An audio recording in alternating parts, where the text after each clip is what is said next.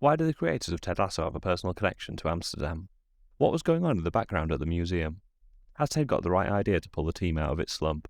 We'll be talking about these questions and more in this video. Welcome to Square Eyes, a channel where we recap, review and take a sideways look at your favourite TV shows. In this episode we'll be looking at episode 6 of season 3 of Ted Lasso, called Sunflowers. Let's jump straight in. The episode opens up with AFC Richmond losing another match.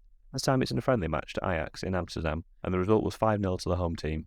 Everyone seemed quite downbeat about losing another game, but Roy Kent has the right attitude when he talks to journalists after the game and explains how little he cares about friendly matches, and completely dismisses the journalists' questions about the performance. Rebecca then tries to get Keely and Higgins to go on a night out with her, but Higgins tells her that he has special plans in the red light district. There's an obvious implication in what he's saying, but neither Rebecca or Keely are buying it. Keely can't go out with Rebecca either, as she's jetting off with Jack to see the Northern Lights in Norway.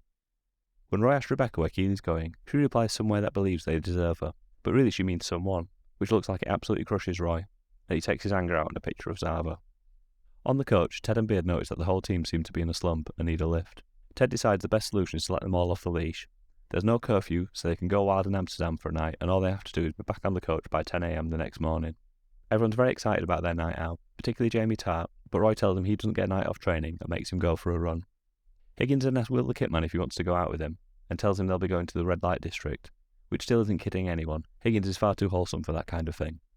As Jamie and Roy run through the streets of Amsterdam, Jamie's chirpily reading off facts about the city like he's a tour guide. Roy lumbers along, his dodgy knee and advancing years making it hard for him to keep up.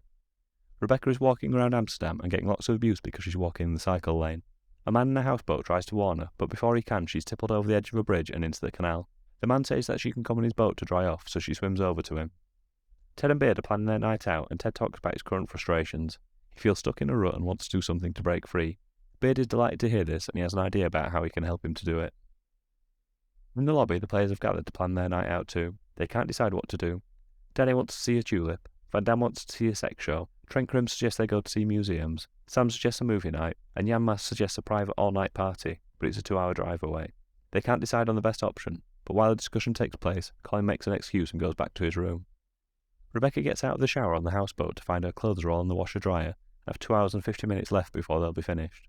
I think we meant to brush over the fact that none of the clothes she was wearing would survive in the dryer, and just accept that she's got nearly 3 hours to wait on this guy's houseboat. It doesn't seem too bad though, because the boat is lovely and he's left her a cup of tea out to drink. Higgins and Will go to the red light district and visit the place where the famous jazz musician Chet Baker died. This was the real reason that Higgins wanted to go there, confirming that his intentions weren't sordid after all, as if there was ever any doubt. Beard has something that he obtained from Kenneth the bus driver that he mixes in tea for both him and Ted to open up their minds. It's not explained what it is, but it sounds like it's something like magic mushrooms, toad venom, or ayahuasca. Whatever it is, Ted isn't too sure, particularly as it's mixed in with tea. Beard drinks his down all in one, but Ted can't bring himself to drink any of it. Down in the lobby, the boys still can't agree on what they're going to do. Thanks to some help from the hotel staff, they agree to Jan Mas's party, but then they have to decide on where to eat, and they're back to complete indecision again. While all this is going on, Colin sneaks out of the hotel, with Trent Krim not far behind him. On the houseboat, the man is being very hospitable towards Rebecca. He offers her a meal, his ex-partner's clothes to wear, booze to drink, a foot massage, and tells her about his relationship with his ex-partner. Rebecca is resistant at first to his friendliness, but after a while she warms up to his friendliness and seems to enjoy his company.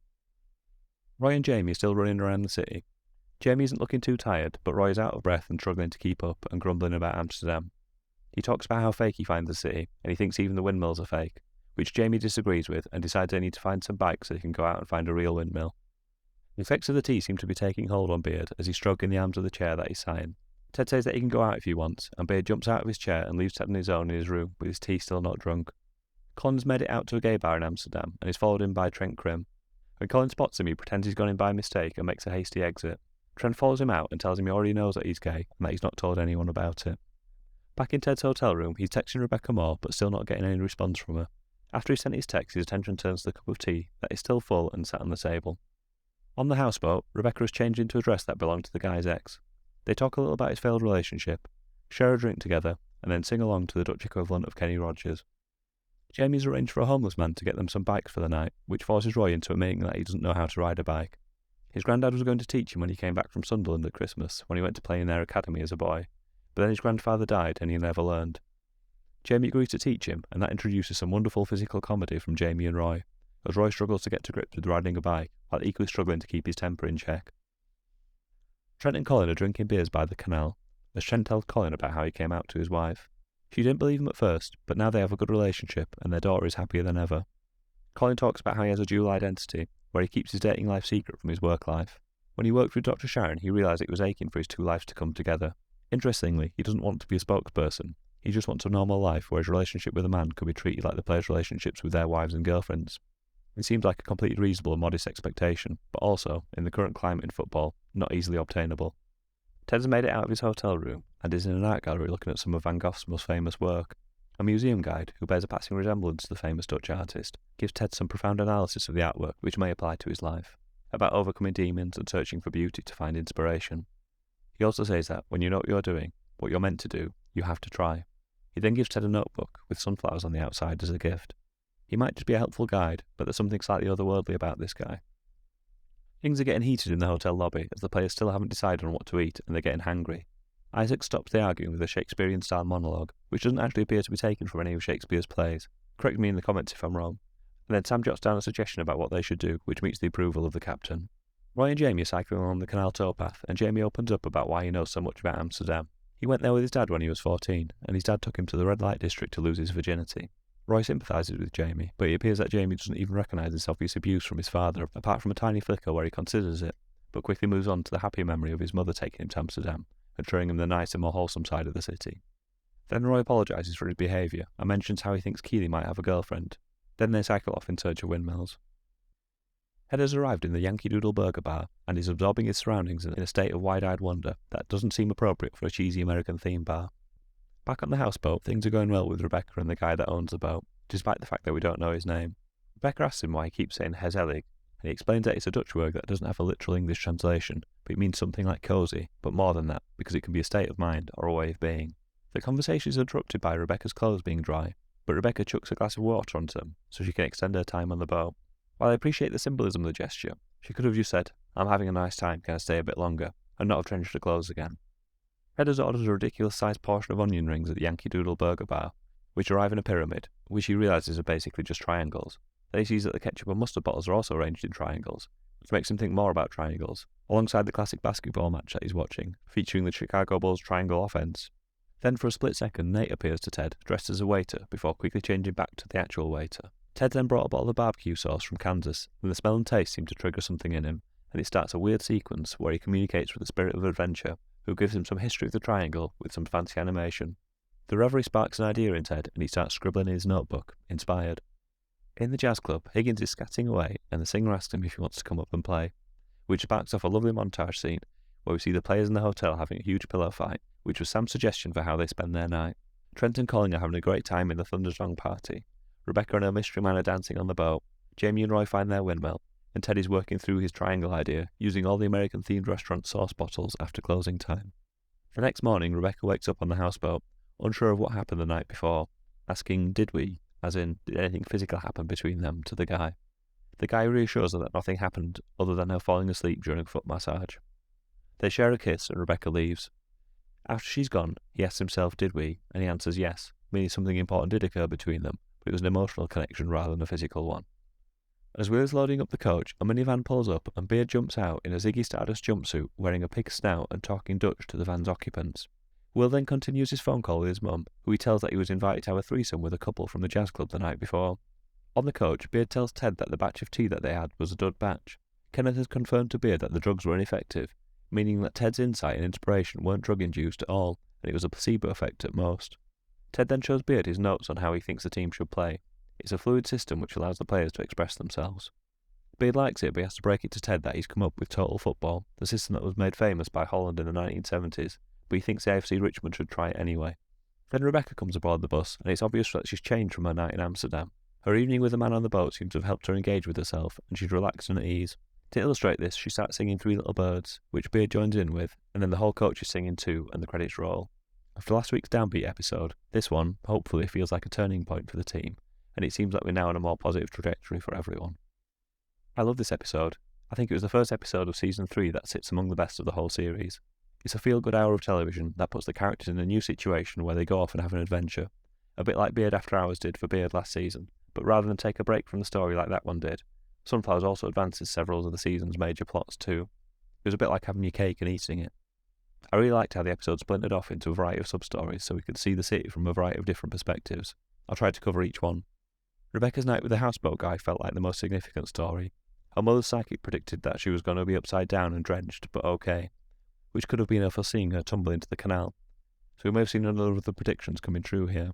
It could also be significant that we didn't get to know the man's name, as that could tie in somehow with the predictions, as could the fact that he had a daughter. Or, as I suspect, he may never come back into the story at all. While this meeting between Rebecca and the man in the boat felt significant, my feeling was that the connection was actually more to do with Rebecca making a connection with herself again. The relationship she struck up with the man was actually more about opening herself up more and bringing down her barriers as she was being uptight and angry for most of this season so far. I think the significance of this encounter may be less about the actual relationship with the man, and more about what the time she spent with him changes within her. My feeling is that after this night that she's now less stuck and more able to move forward and out of the rut that she's been stuck in with the relationships. I could be wrong though. It wasn't exactly a huge surprise to find out that Trent Crim was also gay, but it was nice to see him and Colin open up to each other, and it feels significant that Colin has someone that can support him and understand him inside the club. The obvious way to approach Colin's coming out storyline would be to make him a hero who wants to be a gay rights champion, but Colin's more down-to-earth aspiration of wanting to be like everyone else seems much more relatable. He just wants a normal life, but his circumstances don't currently allow it. He's got the choice of his current situation of a dual identity, or, if he comes out, he'll become big news and it will dominate the headlines, at least for a little while. I sincerely hope, though, before the series finishes, we get a shot of him being able to kiss his partner like the other players get to kiss their girls, and it just being normal. That really doesn't seem like much to ask, either for him as a player or for us as the audience. Ted's night in Amsterdam was not as drug-fueled as we were led to believe, but it definitely had a hazy and distant feel to it, which can be a state of mind common to visitors of Amsterdam.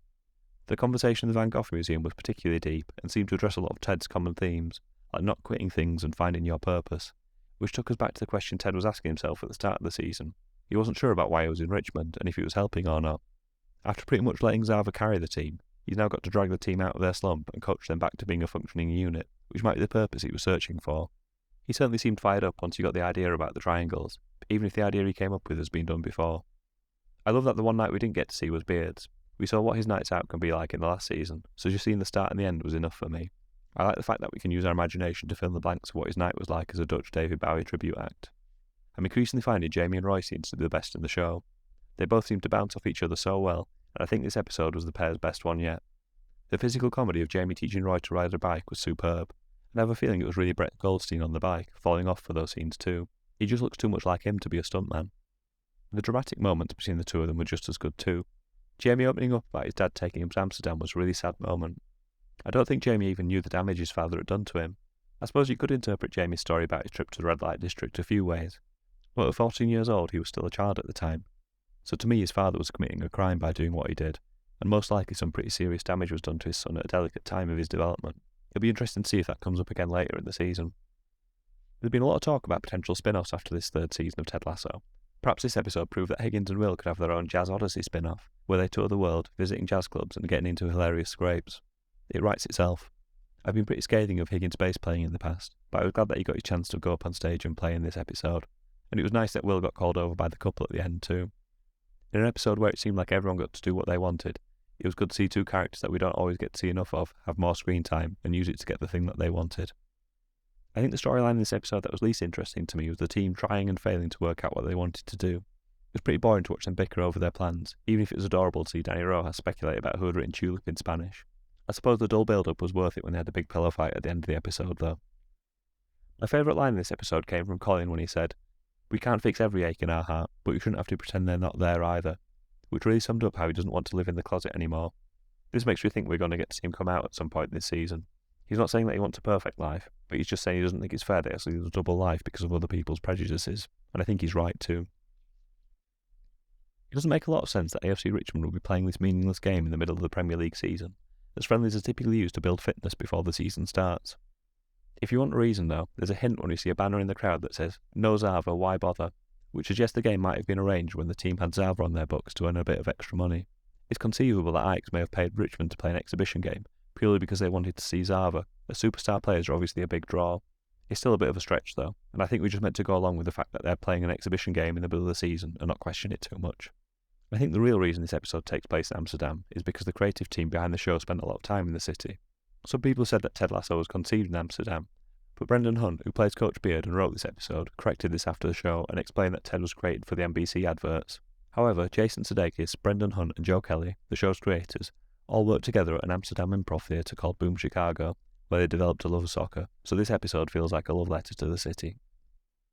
Keely's doing an in-room guide to Amsterdam in the hotel room, just like she did in the hotel in Liverpool in the Make Rebecca Great Again episode. She's even wearing the same top, suggesting she did these videos on the same day in front of a green screen.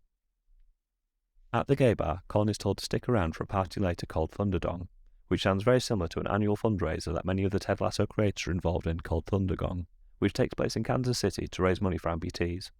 At last year's Thundergong, Brendan Hunt dressed up as Coach Beard and performed Bad Romance with a hula hoop finale. It's a brilliant way to spend 5 minutes if you want to be entertained. I'll leave you a link in the show notes if you want to watch it.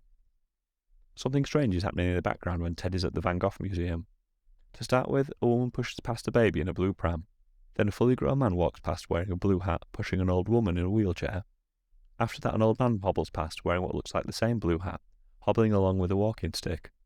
It's like we've shown one person's whole life cycle in one scene. Whether it's Ted, Van Gogh, or a complete stranger isn't clear to me. Tell me in the comments if you have a theory about this. The pillow fight is another callback to the Make Rebecca Great Again episode. As Ted asks the team if they want to have a movie night or a pillow fight, and the team picks movie night, and he's disappointed. He tells them that the one time they pick a pillow fight, they'll never watch another movie again. When Jamie rides his bike back to the coach, he shouts, "You lucky people," which was the catchphrase of Tommy Tinder, who used it when he did these creepy adverts in the 1950s.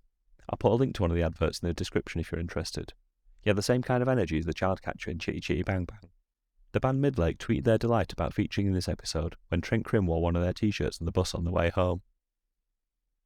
God is listed in the credits of this episode as being played by herself, though it sounds like it might be Hannah Waddingham doing the voice of God in the animated sequence in the Yankee Doodle Burger Bar. The thing that I'm most excited about after this episode is the fact that Ted is actually excited about coaching and wants to get his hands dirty with some actual tactics. Not dealing with the personalities of players or helping them to become better people, but actually to tell them how he wants them to play. Not only that, it's a bold and exciting plan that he wants to implement, the polar opposite of Roy's rigid 4-4-2 system, or the 4-5-1 that they used to let Zava steal the limelight. So hopefully we'll see the whole team come together and improve their fortunes on the pitch. We may also start to see Jamie getting better, as he's been doing his one-on-one coaching with Roy for quite a while now, and it may be getting to the stage where we start to see some results. Away from the football, it feels like Rebecca, Ted and Roy might all have got to the point where they've become unstuck from the things that have been holding them back in their personal lives, and we could see some progress with them. Probably not all at once in the next episode, but I think there's been a collective turning of a corner, where all the characters realise what's holding them back, and now they will start to move forward, though obviously they'll face challenges along the way. As well as all that stuff, we're also running out of episodes if Nate is going to be redeemed before the end of the season, so I think we'll start to see things go wrong for him at West Ham fairly soon. There's also Keely's relationship with Jack, which was going on off-screen in Norway in this episode, which we might find out more about in the next episode, plus things back in Kansas with Michelle, Dr. Jake and Henry have potential to impact on Ted's progress too. It feels like there's quite a lot to get through in the next 6 episodes, so expect the pace is likely to pick up and things likely to get more dramatic as we get deeper into the season. This has been my recap and review of episode 6 of season 3 of Ted Lasso. Oh, there's one last thing I wanted to share with you. If you pause at just the right moment when Beard is looking at Ted's notebook, for a microsecond, you see a page where Ted wrote, "Subscribe to Square Eyes" in his sunflower notebook. So it's not just me that wants you to subscribe to the channel, it's Ted Lasso telling you to do it too. Thank you for watching. Goodbye.